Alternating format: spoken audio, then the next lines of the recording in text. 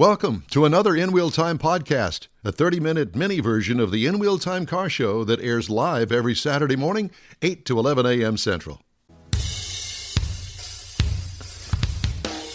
From Studio A in Texas, USA, it's the award-winning all things automotive car talk show In Wheel Time. Just ahead, a review of our pre-owned car of the week, the 2017 Hyundai Santa Fe. Our events calendar and a new feature, the Auto Dorks Show and Tell. What he said. And we'll also have Conrad's Car Clinic. Stories making automotive news headlines, too. That and more just ahead on today's In Wheel Time car show for Saturday, December 19th, 2020. Howdy. Along with Mike Out of This World Mars, King Conrad DeLong, Jeff Dziekan sitting off camera over there. I'm Don Armstrong. Glad that you could join us. And we'd like to welcome to our broadcast today, Mr. John Hovis, and thank you, and we miss you, John Hovis, at the Hemi Hideout. I was thinking about you just yesterday, as a matter of fact, for some reason, and thinking, we haven't been out to the Hemi Hideout, once, maybe this year? I think early on, before the COVID thing. Oh, yeah. Yes. If it was, it would have been February or something, yeah. Once or twice, yeah. Yeah, we understand why it's closed. It's a private collection, and it's a gallery of places, and right. So anyway, you got to follow the rules. Mike, do we have Joseph? Yes, sir. We do. He is here. He is ready to go. So we have with us now Mr. Joseph Pledger, and he is with Houston Car Meets and Cruises. And Joseph, hey, it's great to talk to you. Great to see you again. Thanks for joining us on this Saturday. Thanks for having me. On such short notice. Happy birthday to Conrad and Don. All right, thank you very much, sir. We appreciate that. We've got the birthday band going to play a little bit later on, and you be sure and tune in for that. Anyway, it's a polka. So I know. I wish we would have arranged a birthday cruise for you and just driven by your house, honked, cut full. Oh yeah. That's right. We could all wave and have a birthday cruise by. Yeah, exactly. And actually, you mentioned that, and we kind of giggle about it, but you've. On your Facebook page, you talk about all of these different birthday cruises as they're going on in town, and I know your work and effort into doing that is what drives a lot of people just to go get in their car and go drive by and make somebody else's day fun. Absolutely. I mean, and whether it's a teenager or a young kid, I mean, it's been great to get out. I mean, I think the isolation has been one of the worst things for with COVID. And luckily, we're, depending on the county that you live in, we're starting to see some increase in the car meets. Oh, well, yeah. I kind of saw more of a peak of it August, September, October. Now it seems to be waning, but I think a little bit of it wanes off through the Christmas season anyhow. And then it's Wayne's World. Wayne's World. Oh, sorry. Okay. But, we really appreciate what you do, and I know that I use Houston Car Meets and Cruises as my resource for stuff that's going on in town as well, because if nobody's ever gone to that site, you've got anywhere from 50 to 100, 110 different events each week in the Houston, Southeast Texas market that people can kind of go look at and see, make a choice of what they'd like to go to. So I really commend you. Absolutely. How much time do you spend on that a week? Because that's a huge collection of information that you keep up with. I mean, it's been years in the making. I mean, Houston Car Meets and Cruises is actually celebrating our 5th year anniversary this month. And over the course of that 5 years, I've began to follow a lot of different pages, different clubs that host meets. And by taking all that information, it's readily available in my news feed. I did social media marketing for a while, and so I know how to manage what I see. So while everybody else is seeing politics, I'm seeing car meets, and so it's definitely kept me sane. And I just gather the information. I spend probably about 6 to 10 hours a week between finding events, doing searches on Monday, Tuesday, Wednesday for a post, what I call the weekly update. And then I spend about an hour in the evening, and I just create a list with links so that people can go and join discussions about the events. They can, keep them up to date, whether or not an event's been canceled. Unfortunately, like today, we've had quite a few cancellations due to the weather. But at the same time, there's some that are rain or shine. So having that list by date and time has really helped the members. We have a little over 5,800 members now, all Houstonians, and they all stay relatively active on the page, which is great. Well, and that's something, if people go check it out on Facebook, you have to be invited or approved to join the Facebook page. And I appreciate you doing that because it keeps most of the riffraff out. You let me in, so you made one mistake. So that's why he said most of the riffraff, not all of it. Well, that probably is what takes the most time out of that 6 to 10 hours per week, is that I get roughly 150 to 200 requests to join. And I've had to simplify it for myself because it used to take 15 to 20 hours. Oh, wow. And I basically said, here's the rules, here's the guidelines. I almost lost the page a couple of years ago because hosts started looking at my page as the page that was giving the information to the undesirable attendee, the people who are going to go there and rev and do burnouts and things like that. And I didn't want the page to be known for that. And I didn't want to lose the respect of the hosts because without the hosts, my page doesn't exist. Right. And so I shut it down for about a month and went through every single member. And at that time we had almost 6,000. It's taken us about a year to get back there, but I don't promote it. It's strictly word of mouth advertising to get to the page or invites. So, I'm happy with what it is. I'm not there to, get 15,000 or 20,000, but it definitely is all Houstonians. Right. And that makes a big difference. So you've got a process, and I think you're never going to be able to, stop somebody like Conrad from showing up and doing a couple of donuts out in the middle of the parking lot.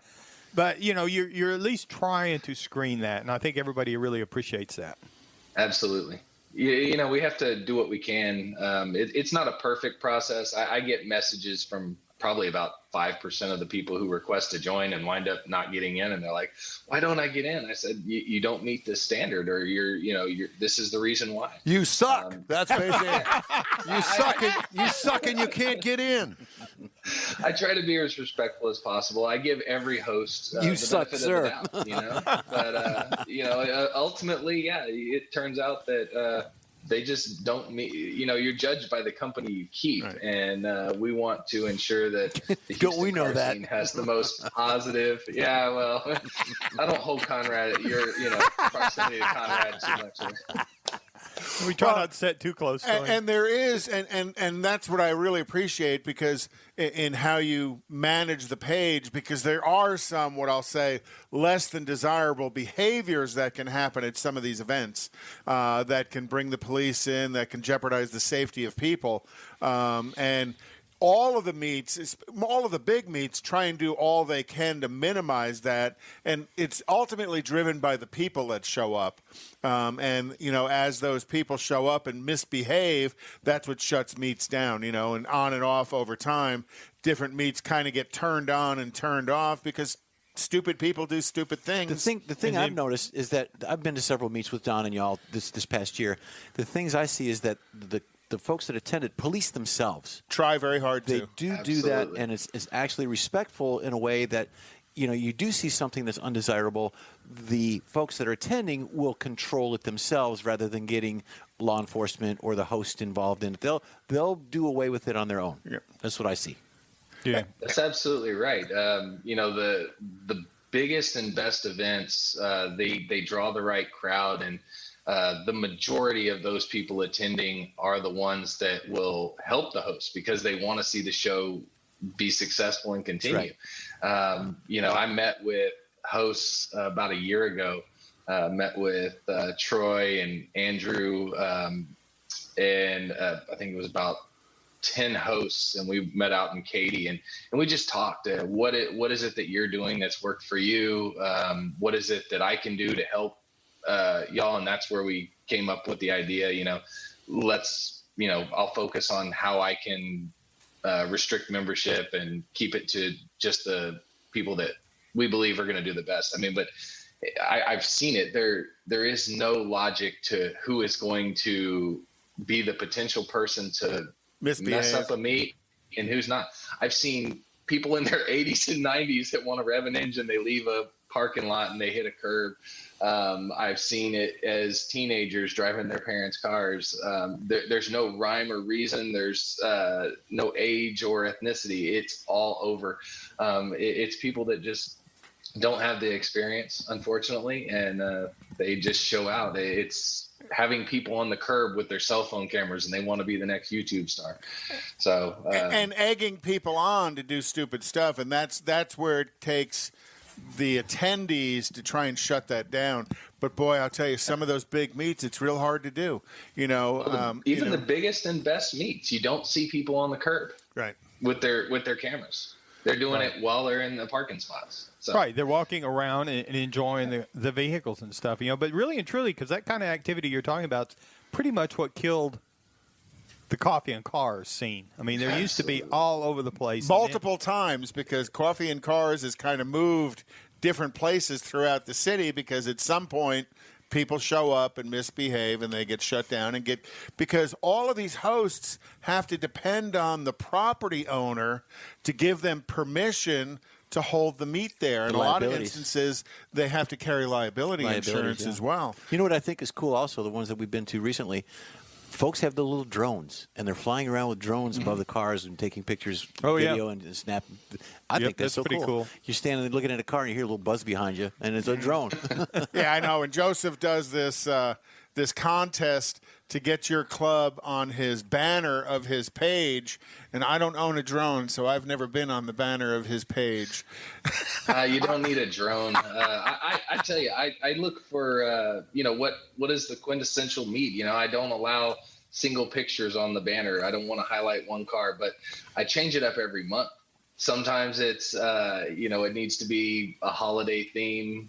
Sometimes it's one car. Sometimes it's the person who's on the page at the time when I do it. I want to give the littlest guy a chance, because there's a lot of professional photographers that do some great work in Houston, and they win a lot. Or a certain club. Who was it? I believe it was the Subaru. The Subaru Club makes the banner quite often. Well, and guess why? It's because they have a lot of members that are on the page. They have a lot of meets. They want to share their events, and they do cool photography as well. Their staging of the photograph is actually well organized. Just me standing next to my yellow Oldsmobile just doesn't cut with the trunk open. Yeah, with the trunk closed, fortunately. Yeah, I try to give everybody an equal opportunity. This year, I stepped out of the usual Houston Car Meets and Cruises posts. I wanted to help businesses as much as we could in regards to the COVID pandemic. And I said, hey, feel free to share your service, your business, and we'll allow you to promote on this page. And then as of 2021, I've seen a good uptick in the repeat car shows. So what I'm going to do is just do a single post where businesses can go on there if they're willing to host or use their lot for an event, because that's one of the biggest things is having a location that's willing to that has a large enough lot and that's willing to have a car show come out, because there's clubs that need a venue and they become regulars, and it creates a good amount of business for them. And that's what we want to do, is help support local businesses and give, again, the car community a venue to host at. That's a great idea, because now you're helping both sides of it,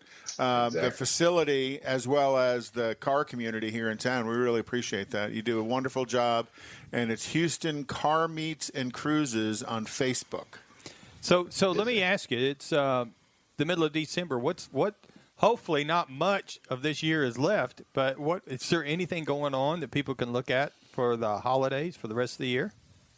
Yeah, there's going to be a couple of toy drives tomorrow. Actually, I believe at Aviva Stadium, there's going to be one of the biggest toy drives with ESCM and HIN, the Hot Import Nights and Eat Sleep Car Meets. That's going to be the biggest one for the remainder of the year. But after Christmas, you get a lot of pop-up meets, events where people are starting to get a little stir crazy because they may not be going to work. They may be on vacation and they want to just get out there, maybe try their new toy out that they got on their car. It's still in the trunk of my Oldsmobile. But the new year's looking positive. I mean, I'm starting to see a lot more of the recurring weekly meets. Showplace Classics has their weekly meet. There's weekly meets in New Caney. New Caney's actually growing quite a bit in regards to the meets that they're doing. And then, of course, we have our monthly meets with Tailpipes and Tacos at Lupe Tortilla. So it's a great way to have that recurring meeting and be able to help out a business. And the nice thing about your page is you can find something nearby you throughout Houston. If you kind of go on the page and read it, because you talked about Katy, we talk about the Woodlands. Santa Fe has some stuff going on quite a bit.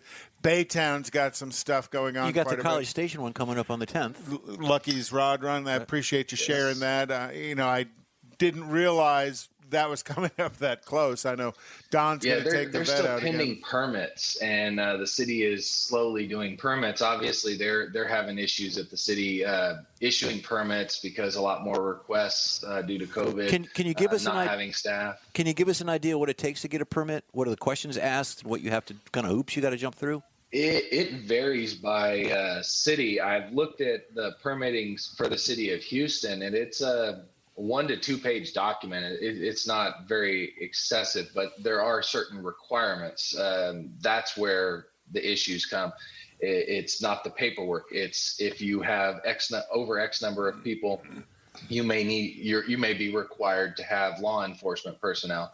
And liability insurance as well. Yeah, liability insurance, proof of that, as well as EMTs on site for first aid, that kind of thing. So it's not always the paperwork. It's the support of getting the things that you have to, that are required of you to have a event at a venue of a certain size. And I remember last year, Lucky's Rod Run, it's been going on for quite a long time, but all of the approvals didn't happen until like the last 2 weeks because the city of College Station was, maybe not as open to the event going on, not realizing the amount of money it brings to the town. I think finally when they went and talked about the revenue it brings to all of the businesses in town, they were like, oh, well, that's sales tax revenue. We make money on that. And I think that might have been what kind of turned the corner for them. Yeah, there's some really huge events that had to be shut down, and the cities, it's a fine balance right now between wanting to support the businesses of your city and bring in these events, but also ensuring the safety of the visitors and your community. So I don't envy them at all. I feel for them. I know they're going to make the best decision with the information that they have, both the hosts and the venues. There's had to be some cancellations last minute. I know to the Paul Walker meet at Houston Raceway or at Aviva Stadium that her and ESTM are doing. But I'm happy to see that there's recurring events, that they're helping out local businesses. That to me is going to be the best thing. So we mask up if you need to mask up, follow the city's guidelines so that way the meets can continue and that the venues want to get that support, and Houston will be strong. And just behave when you're there. Follow the rules. It's not hard to do. A lot of times, or most of the time, your links on the page to the events that you're talking about, they all have rules on them, and the rules really aren't that different between events, but they're not hard to follow. Just do it, and it keeps the event going for a long time. So let's review. I'm going to know a little bit more about tomorrow's event. Would you say it's BBVA Compass Stadium? Aviva Stadium. Aviva. It's the Eat Sleep Car Meet and Hot Import Nights Toy Drive. Where is that stadium? Course, I believe it's in South Houston. Viva Stadium? Yeah. I wonder. It's the Viva Stadium Sports Complex, and it is located at 12131 Kirby Drive in Houston. 12135 Kirby. So that's south 131. Yeah, that's south of seriously south of the Astrodome. Well, Kirby runs on down there. Right. Now, I'd say this is kind of getting probably close to, I'm going to say Beltway 8. 288 just inside the Beltway. Yeah, I was going to say just down around Beltway 8. Okay, because I know that there's a new stadium down there, and I think it is a rugby stadium. Oh, really? I think, and that may be Maybe it. it. I'm not sure. I have to look it up, but yeah, it sounds like it. But Hot Import Nights, they've been in town for quite some time and doing some big meets, and everybody loves a toy drive. Exactly. And an opportunity, if you missed today because of all of the rain and stuff, tomorrow's supposed to be a beautiful day. Might be a little chilly. No. It's not supposed to be chilly? 65, so it ought to be a great time for a cruise in tomorrow. Great sunny day to get your toy out and take it for a spin. Joseph, thank you so much for joining us. You're a wealth of information, and if you really want to get onto his website, you need to beg, borrow, and steal, apparently. And be nice. And be nice. Don't be rude. And don't be friends with me, I guess, if he's trying to keep the undesirables out. The riffraff out. Joseph, thanks so much. We really appreciate you, man. Have a great holiday season. Thanks for having me. Y'all have a happy holiday as well. Thank you. All right. Time now for this hour's car review. And, this is our new expanded 3-hour format that we have because we are now a 3-hour show beginning at 8 a.m. on Saturdays, 8 to 11. That's our new hours, and we're going to stick to it for a while, I think. Didn't the SS Minnow go on a 3-hour tour? Yes. Thank you very much, Gilligan. And that's a right, 3-hour tour, a 3-hour tour. The weather started getting Getting rough. rough. The tiny ship was toast. So does that make you the Continue professor? on. Do you or know- does No. that make you the millionaire? Makes me Marianne. I knew he was. I knew it. You've been married before, so why not marry Ann? Skipper, Professor, and Mike's the millionaire. Mike's the millionaire. There you go. I got news for you. Oh, darling, it's Thurston Howell the Third. Thurston Mars the third. All right, Mr. Dziekan is forgot now where I'm at. has joined the car reviews. Mike and I do a new car review once each hour, and then Jeffrey gets the pre-owned car of the week. Yep. And Jeff's POV. And we try to keep it within reason that that you might perhaps be looking for a used vehicle. And we try to keep it around 3 years or so old. Right, yeah. Because usually in that frame We're of not mind, looking at a 1986 Oldsmobile 88. That's next week. Yeah, that's another show. That's on a tow hook. Yeah. Anyway, broken so key Mr. cylinder. Zekin this week has the 2017 Hyundai Santa Fe. Yes, I do. And to mention that the 3-year average, that's the sweet spot for mileage pricing. That's generally what folks want to look at. So that's why we do the 3 to 4 years. So this is a 2017 Hyundai Santa Fe Limited all-wheel drive. This is Top of the line. Allegedly the big boy. Now, so far as available trim levels, there's too many to name. There are 15 different trim levels for this vehicle. So in respect of time, we're not going to name them, but there are. They're That could be a super long. 2021 vehicle could right be. there. It looks could like be. it. No, it's Yeah. a 17. It is a limited. The class is an SUV. It is a 6-seat passenger vehicle, which is the maximum that you can put in, not like the one you're driving this week, Tom. What's the changes and the features? You've got the swooping undergrille. You have fog lamps, slotted-looking headlamps, the rocker accent trims. You see the rear there with the fascia or the rear fascia with the dual exhaust and the cutouts. And Actually, it looks pretty nice. It does look pretty nice. And in doing this review, I'm looking at this. I'm looking at some of the other vehicles. I'm looking at the ones I drive. They're all they're related somehow in a design. They're all related some way with the fascia, with a light structure, where they put the logos, and anything. They're all kind of related. They cross over. To get that mass through the air, they all have to have some similarities. Exactly. Spoke aluminum wheels, dual exhaust, roof spoilers, as you see there. Obviously, this is a 4-door. I like this little vehicle. You call it a truck, call it SUV, you call it what you want. It is a neat little vehicle, and of course, they're all neat in that respect with the SUVs and the CUVs. Exactly. There's plenty of leg room in it. Getting into the interior side of it, you've got get the cloth or the leather. You've got the power liftgate. You got HID headlights, keyless entry, premium sound, MP3 player so that you can listen to in wheel time on your radio. That works. Absolutely, your podcasts. It's got the smart device integration, backup camera, variable speed wipers, which they all have now. Good-looking interior. That is a good-looking interior. Little cockpit sides of it. It reminds me of mine. Of course, there's so many others out there. Like I say, they all cross over at some respect. You've got the center pod, depending on the design. You've got it all touch screens and touch buttons in there. Everything's on the steering wheel. You've got a good cluster for the dash. It's a good-looking little vehicle. Wireless phone charging, dual-zone ACs, heated and cooled seats. There you go. That's a nice little pod. I like that. I like the shape. Exactly, and the way it's structured into the screen itself. So it is a 3.3-liter V6, which is on the smaller side of the V6 available, in all the markets. You do have a 4-cylinder available. It is 290 horsepower at 6,400 RPM. You have 252 foot-pounds of torque at 5,200.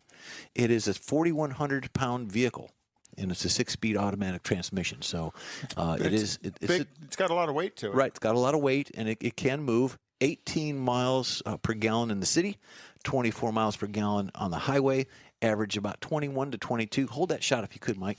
18.8 gallons in the tank. It's a typical SUV. All SUVs kind of look alike to me, but that's me. What that picture is there of the two folks shaking hands, that is Hyundai's first logo. You can picture either the one on the right or the one on the left is a representative of Hyundai. They're one on the left is a little questionable about where his hand or arm is placed. The representative of Hyundai is shaking hands with a prospective client, and that's where the H comes through. Which one is which? I never realized that was their logo, original logo was the two people. Yeah, one is a representative of Hyundai, and the other is a client that they're introducing to the company. Now, base price. I understand why they changed.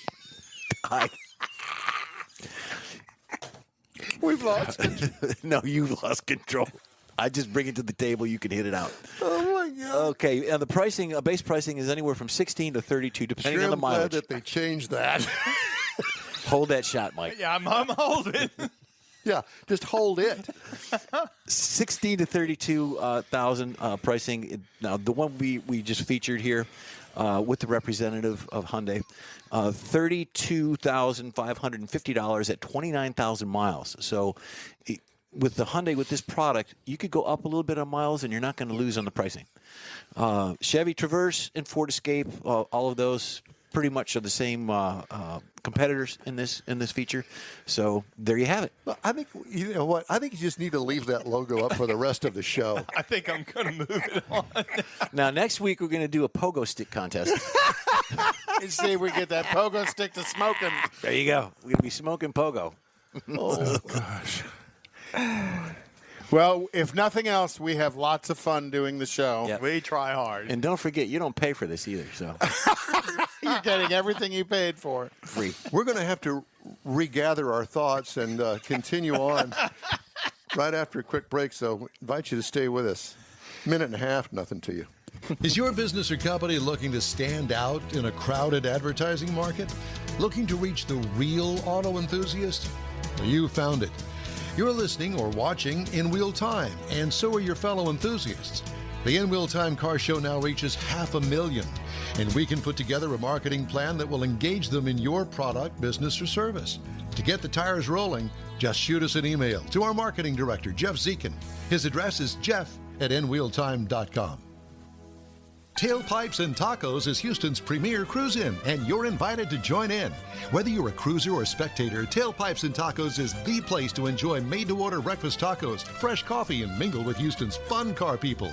Mark your calendar for Saturday, January 16th for Tailpipes and Tacos at the Lupe Tortilla Mexican Restaurant in Katy, 8 a.m. to 11 a.m. Tailpipes and Tacos is free, and everyone is invited. You'll see collector cars, hot rods, customs, magnificent originals, and resto mods all at one location. Cars from all over Southeast Texas cruise in and show off in a friends and family event. The Lupi Tortilla Mexican Restaurant on the Grand Parkway at Kingsland Boulevard, just south of I-10 and Katy.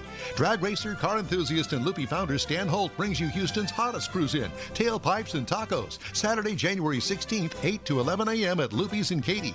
The In Wheel Time Car Show will be there too. Get your ride ready and we'll see you at the Tailpipes and Tacos Saturday morning cruise in, January 16th, 8 to 11 a.m. at Lupi's in Katy, weather permitting. Texas Truck Works is your go-to truck customizer. From mild to wild lift kits, custom wheels, and steering and handling enhancements to the best personal and commercial wraps, Texas Truck Works delivers. Let Texas Truck Works founder Scott Stevens help you get the most out of your truck or Jeep. Texas Truck Works has decades of customizing experience, including power adders and complete engine swaps. Let the Texas Truck Works team design an upgrade plan that fits your budget. Get truck attitude today at TexasTruckWorks.com. That's it for this podcast episode of the In Wheel Time Car Show. I'm Don Armstrong, inviting you to join us for our live show every Saturday morning, 8 to 11 a.m. Central on Facebook, YouTube, Twitch, and our InWheelTime.com website. Podcasts are available on Apple Podcasts, Spotify, Stitcher, iHeart Podcast, Podcast Addict, TuneIn, Pandora, and Amazon Music. Keep listening, and we'll see you soon.